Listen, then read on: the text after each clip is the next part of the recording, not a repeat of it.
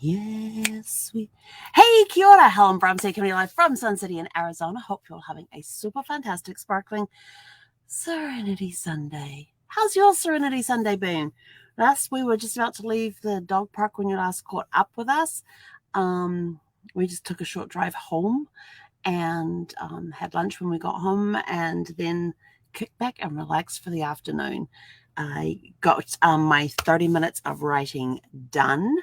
I have my little musings notebook. I got 2 pages double-sided handwritten out. I got in a furious writing mode. I took my timer, I put it on 30 minutes, and it was until that thing went off. So really cool with what it came out as. There's story ideas that's been floating around in my head, and I know I have several versions of different ways the plot could go. So it all kind of starts the same way, but then there's different angles it could take. And today I wrote out another one. Actually, I wrote out 2 in my 30 minutes of writing. But here's an interesting factoid, little fact for you. And one of the authors that I follow asked the question if you would rather edit 100 manuscripts or write 1,000,000 words. And I'm like, how many is 1,000,000 words? And so I looked it up, and the 7 books for Harry Potter, so all 7 books are just over 1,000,000 words. They're like 1,084,000 and something words and 7 books. And I thought, okay, that's a lot of words. So then I looked up what is the average novel length. The average novel length is somewhere between 70,000 and 120,000. And then I looked, and I knew that the author that I follow had, in one series, had 17 published books. Number 18 is about to come out, comes out the end of next month. And he has 17 published books. And I thought 17 published books times 70,000, do the math.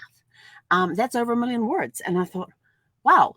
So doing 100 manuscripts means if you did 100 manuscripts of just 70,000 words, you know how you got to do the math on that too. 100 manuscripts at 70,000 words per manuscript. That's a lot. That's over 7 million words that you're going to be editing. So it's kind of like, I really do enjoy editing. And when I was in the Air Force, that was part of, that was one of the jobs I had just before I got out, was doing doing publishing for the technical manuals and that the Air Force had. But then we had to proofread them. And you're talking really, and I had a quick reading speed at that point anyway. You're talking about having to completely slow down, read stuff backwards, because when you read stuff backwards, you're forced to look at each individual word, number sequence, and everything else.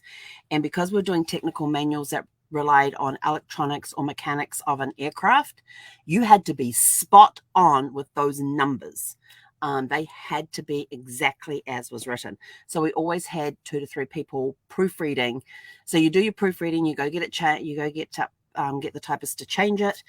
We reprint out the things, you get somebody else to proof it. It goes back to the typing pool. They make the corrections, and you have somebody else proof it.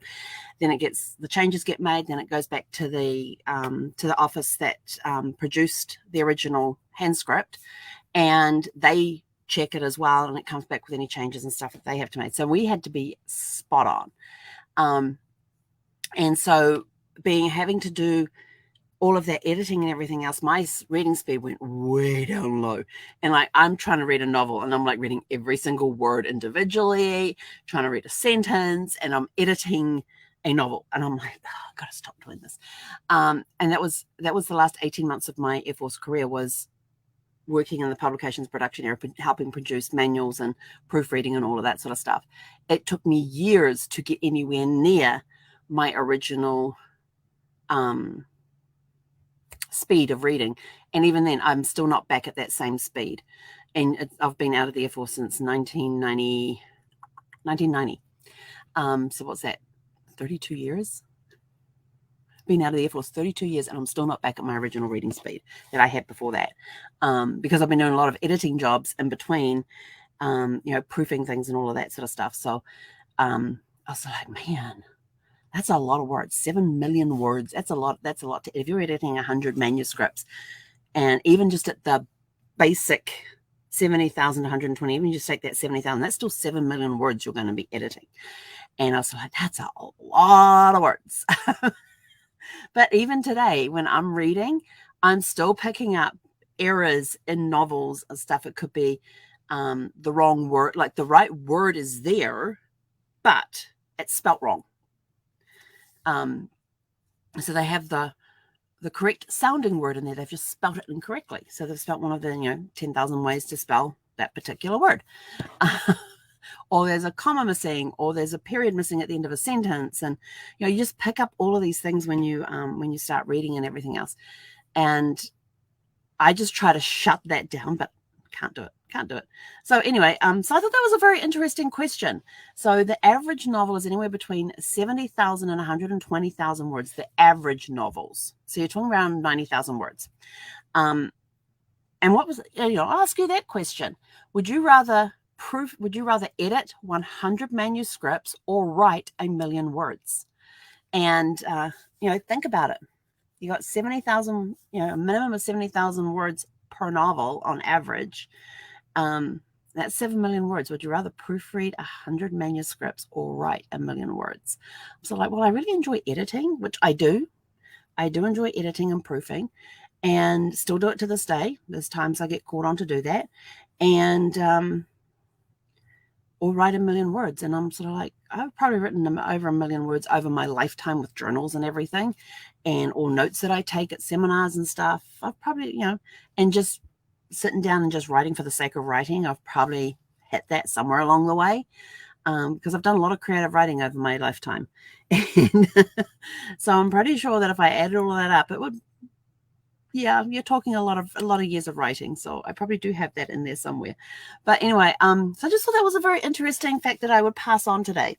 So that's a question for you. Would you rather proofread 100 manuscripts or write 1 million words? Let us know. Let us know what your thought is on that one. Which would you take? Both? One of them or the other one? It's a very interesting question. Now, on other topics, I have a very tired puppy. I don't think I have ever worn her out. Since the day I've got her, she's been full on energy. But we went to the dog park for the 2 days in a row. And she was only interested in staying there about 20 minutes. I mean, after 5 minutes, she's flopping in my shadow. So I've had enough. It's 68 degrees.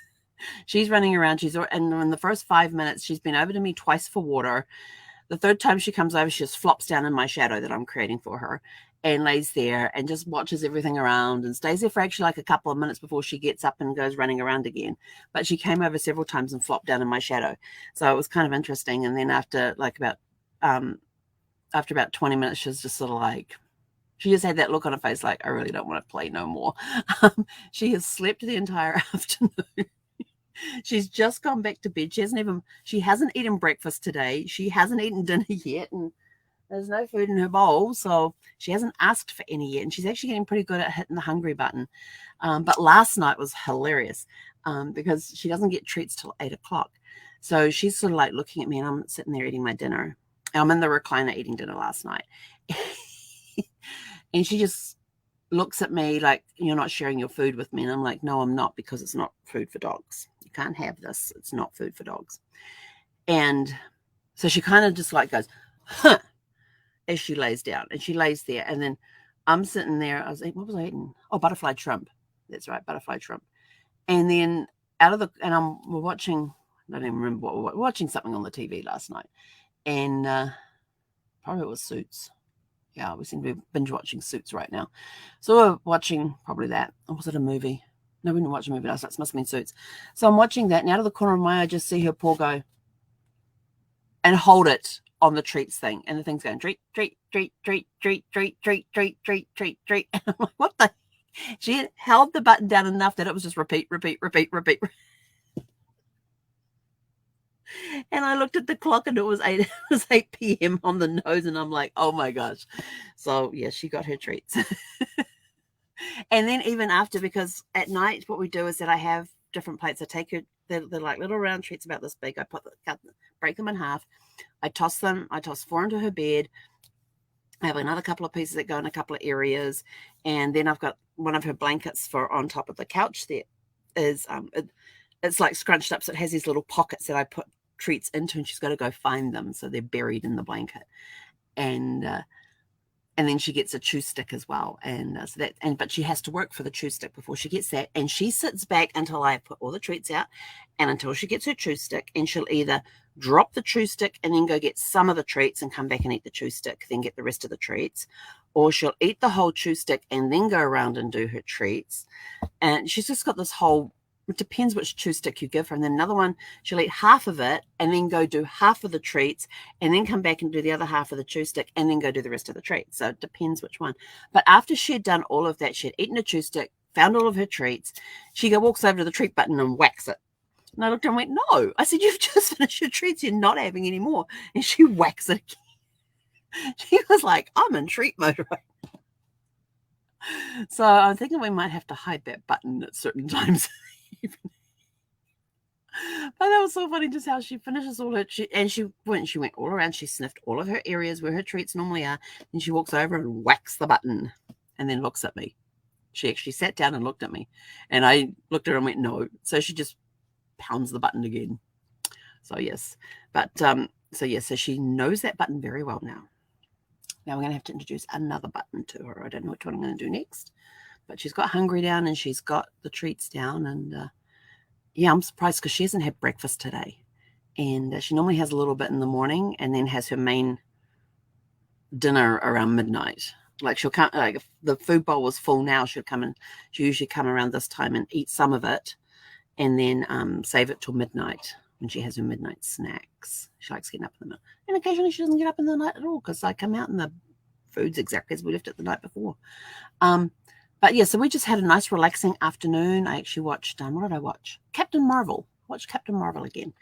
And I just felt like watching a movie. So I watched Captain Marvel. Sat there and did my jigsaw puzzles online, and Zeffie slept the afternoon away. In fact, she didn't even come out until 6:30. I was just like, I'm just going to let her sleep, see how long she sleeps for. But I thought at some point I've got to go and wake her up. And I thought, well, maybe I could just get ready and then go wake her up. And then all I got to do is put her harness on and we can go for a walk. Yeah, no. And then I realized that, my jeans were in the bedroom, which means if I go in there, she's going to wake up. And then she'll see me pick up my jeans. And then she'll come out and start getting all hyper and everything else. But she didn't surface till 6:30 tonight. And so then we went for our walk and we came back and she had a drink of water and she's gone off to bed. Wasn't even interested in her food. Yep. So I've tired my puppy out. It's got to, I can't remember the last time I did that. I mean, even on travel days in the RV, she would sleep between the two seats. And when we got to wherever we were going, she was like, okay, let's go explore.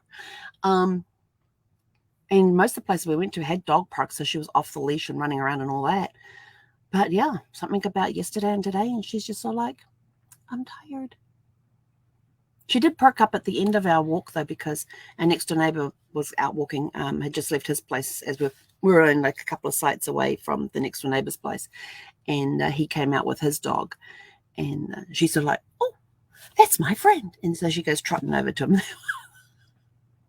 Well, the whole walking we've done, she didn't even bother. Other dogs came around. She wasn't interested. But Mike came out with Holly and she was like, oh, there's my friends. Crazy dog. But like I said, she's back in bed. I may get away with not giving her treats tonight. We shall see. But anyway, I'm out of here. My planner is done for next week. I got my writing done today. I had a pretty good day today. A bit here and a bit there, and got done what I needed to, except my laundry. I didn't do my laundry today. I could go do it now, but I'm sort of like, no. I mean, it's like 10 o'clock. Yeah, no. I'm going to be in bed by 9:30 tonight. So anyway, go have a super fantastic, sparkling rest of your evening, and we'll catch you guys back here bright and early tomorrow morning for Magic Monday. Heck on it.